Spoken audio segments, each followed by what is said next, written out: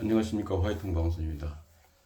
오늘은 일반 기업체나 이런 데서 많이 발생도 하고 또 가끔씩은 뭐 친인척이나 이런 사람들이 경험을 하는 경우인데, 산재 사고에 관해서 처리를 어떻게 할 것인지 그런 이 원칙 이런 것들을 좀 설명해 드리겠습니다. 제가 이제 부산 지역에서 정보기능 간부로 거진 뭐 전역을 돌아다니면서 많은 그런 산재 사고를 경험을 했습니다.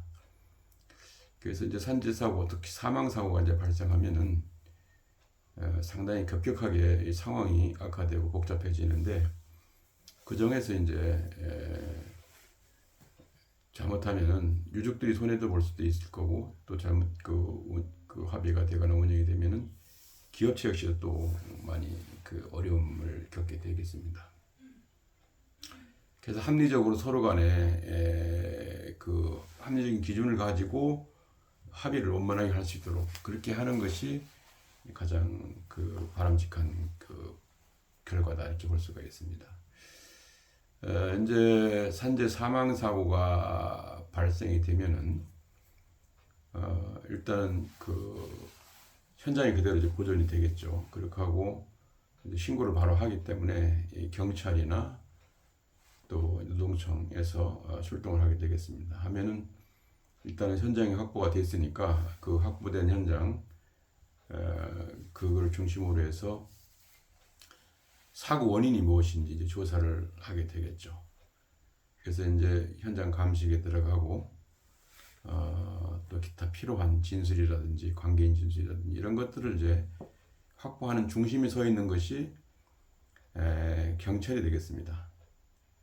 노동청에서도 이제 산재 사고에 관해서는 조사권이 있는데, 우선적으로는 이제 경찰에서 뭐 기소를 하거나 여러 가지 이 복잡한 문제들이 있기 때문에 경찰에서 주도권을 가지고 일단은 기초 조사를 하고, 나중에 필요하다 그러면 이제 인계하거나 뭐 이런 식으로 하는데, 기존에는 옛날에는 이제 경찰이 주도해서 모든 걸 했습니다. 그래서 이제 경찰에서도 형사 당직에서 이제 나가고, 그 다음에 따라서 정보 기능도 같이 나가게 되어 있습니다. 왜냐하면 그러한 산재 사고는 대부분 집단 어떤 이 노사 간의 집단 민원으로 전환되는 것이 상례가 되겠습니다. 그래서 그런 것 때문에 일단 정보 기능이 모든 것을 파악해서 대응할 수 있도록, 종합적으로 대응할 수 있도록 그렇게 이제 출동을 하겠죠. 그래서 이제 이 사고가 일단 현장에 이 어느 정도 사진 감식이 되고 이렇게 한 상황에서는 이제 거의 감식의가 옵니다. 의사가 와서 사망이 이제 확인되고 하면은 이제 사체는 병원으로 이제 안치되는데, 그때 이제 회사에서 자주 사용하는 데도 있고, 어떨 경우는 이제 노조에서 하는 경우도 있고, 또 어떤 경우에는 112 신고를 그냥 하니까 119 신고가 119 구급차가 가기 쉬운데 뭐 이런 데로 이제 가서 안치가 되는 경우가 많이 있습니다.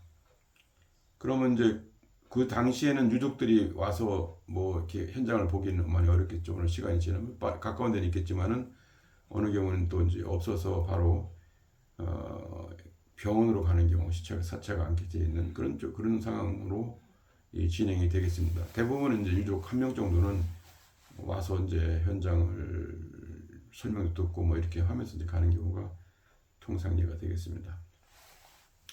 그렇게 해서 이제 수사는 형사 기능에서 통상 당직에서 맡아가지고 이제 그걸 하는데, 거기부터 또 사체도 검사 지휘를 받아야 돼요. 그래서 이렇게 이제 유족에 인도해서 하겠다. 그걸 떨어져야지만이 그렇게 돼요. 그 다음에 그래 되면 이제 그 뒤에 부검을 한다든지 그 지시가 또 내려오기 때문에 그 전까지는 그 조치가 완전히 끝날 때까지는 사체를 건들 수가 없어요. 병원에 있더라도. 그래서 좀 의심스러운 경우는 부검을 하는 경우가 많이 있습니다. 혹시나 모르니까 거진 부검을 많이 하는 편이죠. 그래서 이제 부검이 다 끝나면은 다시 이제 원래 병원으로 와서 사체가 안치되고, 그때부터 이제 장례 절차가 진행되는 그것이 통상예가 되겠습니다. 그때 이제 일단 춤 현장에 안 왔더라도 유족들이 이제 입회를 해야 되고 하니까 당시 그때는 이제 유족들이 같이 모든 전 과정들을 같이 진행하도록 이제 되겠죠. 그렇게 해서 이제 빈소가 차려지는데 일단은 사자가 저리 가고 뭐 하면은 빈소는 이미 이제 그 노조나 이런 데서 해서 차리게 되겠고요. 회사 안 되면 회사에서 차리든지 뭐 이렇게 되는데 노사 관계가 굉장히 악화되고 또 그 극도로 불신이 있을 때는 노조가 이 사채를 확보해서 그 주도권을 이제 지고 이런 자기들 노사의 협상이나 이런 카드에 유리한 그런 이 입장을 가지기 위해서 그런 식으로 또 활용하는 경우도 많이 있습니다. 그래서 이제 유족이 만약에 좀 상당히 좀 똑똑하고 이래 돼서 자기 의견을 바로 묻고 또 주도권을 쥐고 있으면 문제가 없는데 그렇지 않으면 노조가 이제 완전히 지고 유족에 관계없이 막 밀어붙이는 경우도 있어서 그런 점들은 상당히 여러분들 주의해야 됩니다. 그래서 유족 측에서는 반드시 그 유족 대표자, 여러 사람들이 이 사람 저 사람 얘기하면은 통일성도 없고 계속 그 시간만 흐르고 혼선만 빌게 돼 있어요.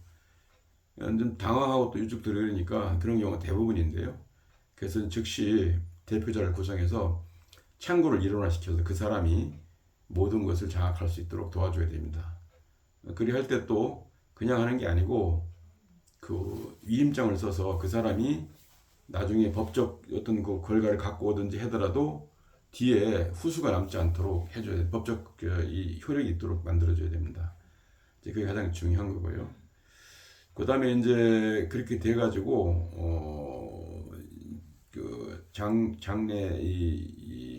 장례가 이제 진행이 되기 시작하면은 통상 잘 모르는 분들은 바로 장례를 바로 쳐버리려고 그래요. 객사 옛날 같으면 객사를 했으니까 뭐 한다 뭐 이런 식으로 해가지고 그 뭐 3박 4일 3일장을 하든지 뭐 이렇게 해서 바로 치우려고 그러는데 그건 굉장히 위험한 그 행동입니다. 합의가 끝날 때까지는 그 장례를 치르면 안 됩니다. 어느 경우에는 복잡하고 하는데 몇 년씩 그대로 병원에 안치되는 경우도 있을 정도로 그것만치 장례를 치르냐 안 치르냐에 따라서 이 주도권 자체가 굉장히 어려워진다. 주도기 지는 그걸 놓치게 되는 경우가 많이 있습니다. 그래서 회사 측에서도 어떻게 하든지 장례를 치르게 하려고 하고 또 유족 측에서는 이제 안 하려고 특히 노조 측에서는 그걸 안 하려고 애는 활용해서 협상 또 이 합의금이라든지 이런 거 또 같은 현안이 같이 또 있었으면은 노조 현안들을 해결하려고 이제 굉장히 하기 때문에 그 문제가 굉장히 좀 민감하게 여러분들이 염두에 두고 있어야 될 그런 상황이 되겠습니다. 그래서 이제 그건 이제 거기까지가 1단계 유족들이 어떻게 해야 될 그 문제고 회사 입장에서 이제 볼 때 회사에서는 사채가 양환되고 이 장례가 이 호상수 그게 딱 차렸죠. 장례식장 이 절차가 차려지면은 바로 가서 제일 먼저 빨리 문상을 하는 게 좋습니다. 대표이사가. 그렇지 않으면은 우물쭈물하고 뭐 겁이 나가지고 만약에 뭐 굉장히 과격하게 노조가 나오거든요. 회사 측에서 과실이 많을 때는 뭐 죽여버리겠다 뭐 이런 식으로 해서 엄청난 효과 그걸 오고 실적으로 와서 목살을 잡고 뭐 구타를 한다든지 뭐 이런 것도 사실 많이 있어요. 그러더라도 가야 됩니다. 초기에 안 가서 시간이 지나면은 노조에서 반드시 유족도로 섭섭하다고 생각하면 무성의하다. 자기 직원이 사망했는데 사장이 코빼기도 안 본다. 무성의하다. 일방적으로 지금 우리 뭐라고 지금 무시한다. 뭐 이런 식으로 하면서 도덕적 우위를 저기를 훼손시켜 버립니다. 그러면은 상당한 어려운 입장이 돼. 비난도 같이 하면서 심리로도 압박되고 실질적으로도 협상에서 불리하게 됩니다. 그래서 어쨌든 정중하게 차리고 하고 그다음에 대표는 문상을 가기 전에 직원을 전담 배치를 해야 됩니다. 거기에서 그 장례를 치르고 할 때 뭐 어려움이 없는지 모든 것을 전격적으로 지원해 줘야 돼요. 그래서 나중에라도 그래도 회사에서 사건은 터졌지만은 최선을 다해서 노력해 주는구나. 그다음에 거기 붙어가지고 유족들한테 뭐 부족한 게 뭐 있습니까? 저희들 해줄 뭐 하고 사실 또 유족들이 뭐 그 음식을 준비한다든지 뭐 뭘 준비한 이런 데서 경황도 없을 뿐 아니라 경제적으로 또 어려운 경우도 많이 있습니다. 급하게 돈을 준비하나 그러면 이제 그런 부분을 회사에 다 쳐주면 좀 감정 자체가 누그러지면서 좀 그 굉장히 악몽화시키고 이런 경우가 많은데 그런 부분에 있어서는 좀 누그러질 수가 있고 또 협상에서 굉장히 유리해질 수 있다. 왜냐면은 아예 대화를 안 하려고 그래가지고 장기화되는 유닛이 있거든요. 그럴 때는 이제 물밑에 협상을 할 때도 그 직원들이 아 그래 뭐 사장은 좀 그 이 기평이 안 좋아서 뭐 하더라도 아 그래 뭐 우리 얼굴을 좀 보아서 좀 해달라 이런 식으로 이제 서로 접근이 될 수가 있어요. 그래서 그런 게 굉장히 중요한 겁니다. 그래서 이제 그런 측면에서 직원들을 빨리 가서 파견해서 어려움이 없도록 유족들을 도와주고 사장은 빨리 가서 즉시 문상을 해서 감정선을 누그러뜨리는 부분들을 해라. 그리고 최선을 도의적인 책임을 해라. 이게 가장 회사에서 할 중요한 상황이고요. 그 다음에 이제 그렇게 되면 남는 건 뭐냐? 형사사건으로 처리할 것은 이제 그 금방 되지 않고 오래 갑니다. 복잡한 건 뭐 올해 몇 개월 또 몇 년 갈 수도 있고요. 뭐 조사를 많이 한다. 그러나 대부분은 이제 몇 개월 이상 가기 때문에 금방 그 과실 책임이 나오지는 않습니다. 그거는 이제 나오면 형사 뭐 구속을 시킨다든지 대표자 안전관리자 구속을 시킨다든지 책임자 뭐 입건을 한다든지 이렇게 이제 그 별도로 나는 거고요. 그거 별도로 이제 문제가 되는 민사상의 문제입니다. 민사는 이제 두 가지로 나눌 수가 있어요. 통상 이 회사들은 산재보험을 의무적으로 가입하게 되어 있습니다. 그런 사건이 터질 거를 발생될 것을 대비해서 그 산재보험이 가입되고 가끔 영세한 업체 같은 데는 그런 가입이 안 된 경우가 있어요. 가입되어 있고 그 다음에 그거를 이제 이런 사고 났을 때 자기가 보험을 들었으니까 보험을 사서 주면 되잖아요. 그래서 부담을 좀 줄여서 이렇게 하나 들어놓고 그 다음에 통상 이제 장례비라든지 여러 가지 이런 거 뭐 그 외에 산재 외에 도의적인 책임이라든지 뭐 이런 책임을 어떤 그 이 금전적인 보상으로 보강 그거를 미루금이라고 그래요. 그런 식의 두 가지 정도의 그 이 민사상의 책임을 거기서 논의해야 됩니다. 그래서 이제 특히 산재 사고 같은 경우는 어느 정도 이 사건의 유형, 근무 연수 뭐 이런 걸 쭉 보면 나이라든가 이런 걸 다 넣으면은 대부분 나와요. 그래서 첫 번째 정보 형사들이 그때부터 이제 처음부터 사실은 그 관여를 하게 돼 있습니다. 왜냐하면 복잡하고 서로 간에 말이 안 되니까 양쪽에 어떤 그 의견 조정을 해준다든지 중재를 해준다든지 자리를 또 마련해준다든지 아니면 정보 이런 부분에 이해를 시킨다든지 이런 측면에서 굉장히 중요한 역할을 해요. 그래서 이제 우리 직원들이나 정보 이계장이 나가고 이제 굉장히 중요한 사건 같은 경우는 가끔 과장이 나가죠. 과장까지 나가는 경우는 없고요. 용무 이계장 정보 그 이 담당자 나가는데 그 회사도 그렇고 유족도 그렇고 노동청이나 관계기관도 굉장히 그쪽에 의지를 많이 하고 참고로 또 그쪽에 이쪽에서는 관계기관 하나로 해야 되니까 해서 이제 하기 때문에 굉장히 중요해요. 그래서 정보 형사들하고는 친해 놔야 됩니다. 그래야 내 의견도 그쪽 전달하고 이해도 시키고 또 오해가 되는 건 그걸 풀 수도 있고 이런 건데 통상은 이 사람들이 정보 형사 같은 경우는 뭐 회사하고 밀접 관계가 있지 않느냐 이렇게 오해를 해가지고 좀 굉장히 그 이 뭐라 그럴까 부정적인 인식을 갖는다고 그럴까 아니면 불신을 갖는다고 그럴까 그렇게 해서 멀리하는 경우가 있습니다. 그건 손해 봅니다. 100% 손해 봅니다. 이건 또 어떻게 보면 또 이런 문제들은 언론 같은 경우도 큰 문제들이 계속 나오는데 그런 부분에 있어서도 통상 언론도 이제 정보 이쪽에 의견 듣고 하는데 그럴 때 방향이 잘못하면 전경이 틀어지기 시작하거든요. 그래서 그것도 이제 굉장히 팁으로 여러분들이 잘 알고 있어야 된다. 그래서 이제 처음에 정보 쪽에서나 이렇게 저 같은 경우는 이제 그거를 요구할 때 뭐를 하냐면은 유족하고 회사 측 양쪽에다가 일단 권위 있는 그런 기관 변호사도 좋고 뭐 강력 평가사도 좋으니까 거기다가 산재의 이 케이스에 얼마가 예상이 되는가 보상이 요걸 우리 알고 있어야 됩니다. 나중에 협상하는 데 굉장히 중요한 거니까요. 그렇게 하고 그 다음에 아까 유족 대표는 반드시 위임장을 받아가지고 와야 된다 이런 얘기예요. 그다음에 이제 그 바로 저기를 협의를 하거나 이렇게 하는 거 굉장히 위험한 발상입니다. 왜냐면은 이제 그 상황이 어떤지 그동안 그걸 유족들은 잘 모르잖아요. 안에. 그러면 이제 노조라든지 이걸 통해 전체적으로 한참 시간이 가면 알게 돼 있고 또 형사 또 쪽에서도 조사를 하면서 또 정보가 나오고 하기 때문에 오면은 아 이것은 우리가 어느 정도 잘못이 있었다든가 회사에 좀 잘못이 있었다든가 뭐 이런 부분이 나와서 그런 부분에 관한 어떤 종합적인 방향을 선정할 수가 있어요. 그래서 이제 그렇게 나오면은 그게 숙성 기간이 좀 필요해요. 적어도 뭐 한 일주일 정도 한 5일이나 6일 정도 급하기는 모르지만 그런 식으로 가게 돼 있습니다. 시간이. 그래 가면은 이제 일단 얼마 받을 게 있으니까 중간에 협상 카드를 이제 던지게 되는데 회사 측에서는 절대 먼저 돈 전체를 초정 금액을 던져서는 안 된다. 이게 큰 교훈입니다.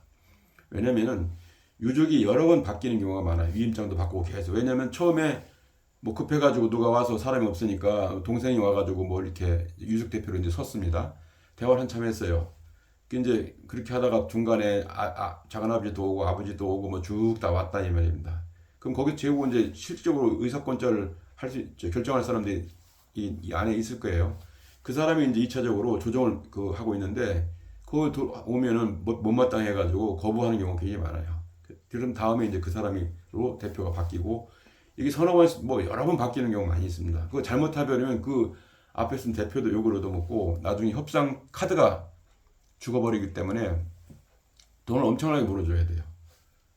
잘못하면은. 그 말빚 같은 거 잘못 져가지고. 그러면 결국은 최종적으로 내가 줄게 이만큼인데 그거를 다 내보내버리면 그 뒤부터 그건 기본을 잡고 또 자꾸 더 달라고 높이다 보면은 합의 액수가 굉장히 어렵고 또 합의가 안 돼서 뭐 장기간 줄겠지만 대부분은 공장 가동을 한다는 이거 중단시켜 놨기 때문에 하루 이틀 그 시간 가는 게 돈 있는 것 같습니다. 특히 이 건설 공사 현장이나 이런 데는 그렇기 때문에 굉장히 중요하죠. 그래서 빨리 정확한 합리적인 그 합의를 하는데 걸림돌이 되기 때문에 관찰하고 와야 된다.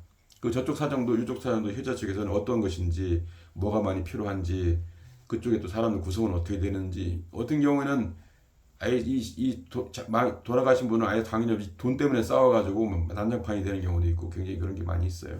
그래서 이제 그런 측면에 먼저 내밀면 안 된다.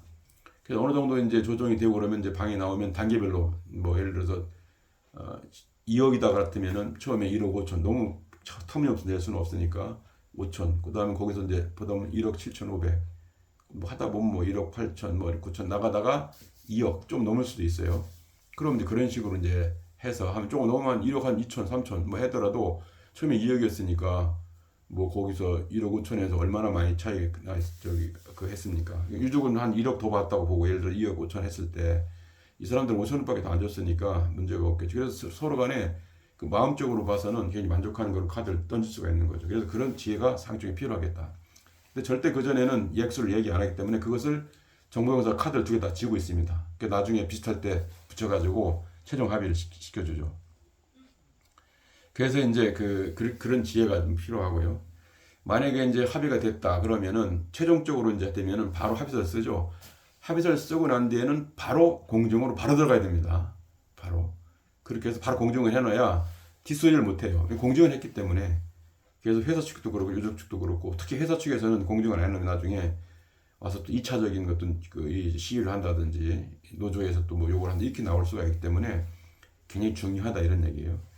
그렇게 하고 이제 공진이 끝나면은 이제 장례를 다 치를 수가 있겠죠. 그러면 이제 장례 치르고 뭐 이렇게 하면서 분배도 하고 이렇게 되겠죠. 근데 이제 거기서 반드시 사측에서 유족 측에다 알려줄 것이 또 대표도 알려줄 것이 통상은 2억 5천이다 라고 했을 때 산재가 거기 들어간지를 몰라요. 그래서 2억 5천을 다 주고 산재는 나중에 나오니까 산재를 또 별도로 타는 줄 알아요. 그게 절대 아니에요. 그 안에 한 지금 같은 경우 한 세완사고 같으면 2억 내 3억 정도 나오는데 그게 기본으로 들어가 있고 회사에 붙여주는 거는 유로금이라고 해서 5천만 원을 이렇게 주는 겁니다. 왜냐하면 돈이 유족한테 나오는 게 아니라 회사 측에 나오는 거예요. 회사가 보험을 들어놨잖아요. 받아서 주기 때문에 그걸 갖다가 오해를 해가지고 어유 그거 왜 그건 별도 당신들이 그 뭐 2억 5천 준다고 그랬으면 우리 그 산재가 2억 아닌가 4억 5천 줘야지 이런 식으로 나오면 안 된다는 거죠. 그래서 그것 때문에 문구도 적을 뿐 아니라 분명히 그것을 알려줘야 되는 거죠. 그렇게 해서 오해가 없도록 그렇게 하면 이제 마무리가 되는 겁니다. 그러면은 장례 치르고 회사에서 나머지 이제 형사 그거 있으니까 가서 항상 형사 쪽에도 관심을 가지고 한 사람 파견해서 뭐 필요한지 뭐 자료 같은 거 굉장히 많이 요구하니까 그런 걸 저기 불편 안 하도록 다 해주고 해서 거기 나쁜 인상 안 잡도록 수사 그 조사하는 이쪽에서도 그렇게 해서 이제 나중에 형이 나오면은 거기에 따른 뭐그저 벌금이 나오든지 아니면 뭐 집행유예가 되든지 아니면 또 구속이 되든지 뭐 이런 조치를 해서 처리하면 되겠습니다. 그래서 이렇게 이런 원칙 그걸 이제 문수 룰이라고 그래서 부산 지역에서는 제가 오랫동안 뭐 수백 건을 그걸 했기 때문에 어쨌든 그것은 양쪽에 똑같이 합리적으로 해서 뒤에 뒤끝이 가장 없도록 해놓는 겁니다. 다 해보니까 경험은 그래요. 그걸 다 종합해서 이렇게 정리하는 하나의 그 이 서브노트라고 생각하면 되니까 그렇게 활용하시면 되겠습니다. 여러분들 이제 살다 보면은 본인 일이 할 수도 있고 불행하게 또 그다음에 친인척이 물어볼 수도 있고 뭐 여러 가지 그렇게 해요. 또 회사도 마찬가지고 그게 뭐 자기 평생 한 번도 안 터질 때도 있는 거고 그렇잖아요. 그러니까 잘 모르고 있다가 터지고 막 언론 막 오고 막 그러면 뭐 정황이 없어가지고 실수를 많이 하게 되는데 그런 원칙을 딱 알고 단계적으로 대별하면은 큰 실수가 없이 손해를 볼 수 없이 양쪽 다 감정이 그 악화되지 않도록 그렇게 합니다. 돈 뭐 몇 푼 안 주려고 내던 돈 줄 돈은 다 주고 사람이 악화가 돼가지고 감정이 각각해가지고 노조한테도 명분을 잃고 유족한테도 그렇고 언론에도 이미지 회사 이미지 이렇게 하면 안 되잖아요. 이 때문에 그런 원칙을 가지고 차분하게 단계적으로 대응을 하면서 마무리하면은 딱 좋다. 내가 볼 때는 그런 식의 그걸 갖고 계시면 되겠습니다.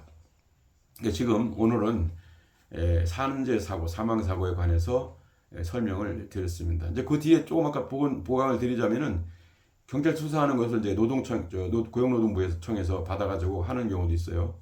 요즘에는 이제 특별 사법경찰관이라고 해서 그래서 이제 그런 건 좀 차이가 있을 수가 있겠습니다. 그래서 어쨌든 오늘 그 산재 사망 사고에 관한 문수 룰을 설명을 드렸습니다.